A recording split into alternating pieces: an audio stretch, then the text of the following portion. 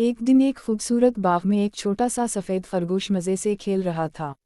वो फूलों के दरमियान उछलता, तितलियों के पीछे भागता और खुशी से गुनगुना रहा था। अचानक बाग से हिरणों का एक झुंड गुजरा। बाकी सब जानवर डर कर झाड़ियों में छुप गए, मगर खरगोश बिल्कुल नहीं डरा। वो खामोशी से खड़ा उन्हें देखता रहा। जब हिरन आगे बढ़ गए तो खरगोश ने इत्मीनान से सांस ली और बाग के दूसरे हिस्से की तरफ चल दिया। वहाँ उसने एक नन्हा सा पीला बतख देखा जो डरा हुआ झाड़ियों के पीछे छुपा रो रहा था। खरगोश नरमी से बोला, अरे दोस्त, तुम क्यों रो रहे हो?